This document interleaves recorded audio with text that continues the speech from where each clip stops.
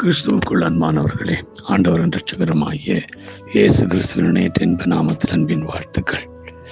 நாம் தொடர்ச்சியாக இயேசு கிறிஸ்துவை ஏற்றுக்கொண்ட நாம் எப்படிப்பட்ட ஒரு வாழ்க்கையை அன்றாட வாழ்க்கையில் வாழ வேண்டும் என்ற தலைப்பில் நாங்கள் தியானித்து வருகிறோம். நேற்றைய தினம் பார்த்தோம், அவர் மேல் கட்டப்பட்டவர்களாக நாம் இருக்க வேண்டும் என்பதை குறித்து வேதம் உங்களுக்கு சொல்லிக் கொடுக்கிறது. இதனால் நான் பார்க்குறேன், கொலோசியர் 2வது அதிகாரம் 6வது வசனத்தின்படி நாம் அவருக்குள் நடந்து கொள்ள வேண்டும் என்று வேதம் சொல்ல. நாம் அவருக்குள் நாம் நடக்கிற நடத்தைகளில் நாம் நம்முடைய இஷ்டப்படி, நம்முடைய விருப்பப்படி, நம்முடைய மனசும் மாம்சம் விரும்புகிறபடி அல்ல, எப்பொழுதுமே கிறிஸ்து இயேசுவுக்குள் நாங்கள் நடக்கிறவர்களாக இருக்க வேண்டும். ஏசாயா தீர்க்கதரிசி 48வது அதிகாரம் 11வது வசனத்தில் சொல்கிறார், கர்த்தர் நித்தமும் உன்னை நடத்தி மகா வறட்சியான காலங்களிலும் உன் ஆத்துமாவை திருப்தியாக்கி உன் எலும்புகளை நினமுள்ளதாக்குவார். நீ நீர்ப்பாய்ச்சலான தோட்டத்தை போலவும் வற்றாத நீருற்றை போலவும் இருப்பாய். ஆமென். பாருங்க, கர்த்தருக்குள் நாம் நடந்தான். கர்த்தருக்குள் நாம் நடக்கிறதுனால என்ன உண்டாகும் சொல்லுகிறார், அவர் நித்தமும் நம்மளை நடத்தி வறட்சியான காலங்களில் நம்மளை செழிப்பாக்குறவராயிருக்கிறார். அவர் எலும்புகளை நினமுள்ளதாக்குறதா இருக்கிறார். அவர் நீர்ப்பாய்ச்சல் தோட்டத்தை போல வற்றாத நீருற்றை போலவும் நம்மளை மாற்றுகிற தேவனாயிருக்கிறார். பிரியமானவர்களே, ஏனென்று சொன்னார், ரோமர் 5ஆம் அதிகாரம் 8ஆம் வசனம் சொல்கிறது, எவர்கள் தேவனுடைய ஆவினாலே நடத்தப்படுகிறார்களோ அவர்கள் தேவனுடைய புத்திரராயிருக்கிறார்கள்.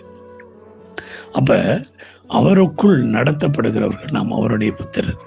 அவருடைய புத்திரர் நாம் அவருக்குள் நடத்தப்பட்ட ஆண்டவரங்களை வறட்சியான காலங்களில் எங்களை செழிப்பாக்குறவராய், எங்களுடைய கால்களை நிலமுள்ளதாக்குறவராய், எங்களை செழிப்புள்ளவராக்குறவராய் இருக்கிறாரே. அல்லேலூயா.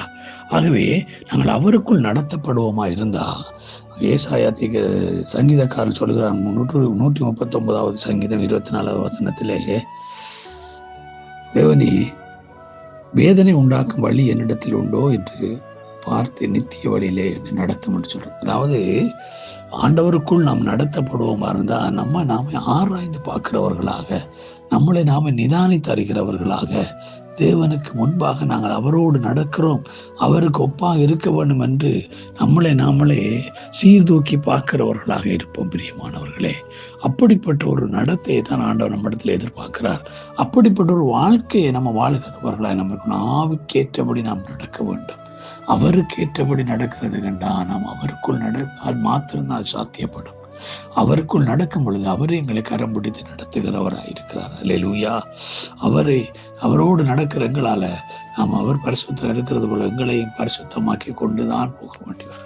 நாம் அனுதினம் பரிசுத்தமாக்கி கொண்டு வேதனை உண்டாக்குற வழிகளை நம்மளை விட்டு அகற்றி கொண்டு நாம் எப்பொழுதும் ஆண்டவராய் இயேசு கிறிஸ்துவோடு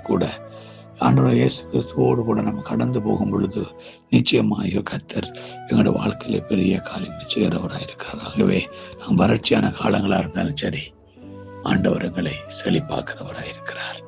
அவர்களை திருப்தியாய் நடத்துகிறவர்களுடைய கால்கள் பிசகி போகாதபடி அவர்களை தைரியப்படுத்தி நினமுள்ளதாக்குறவர். ஏனென்றா நாம் அவருக்குள் நடத்தப்படுகிறோம்.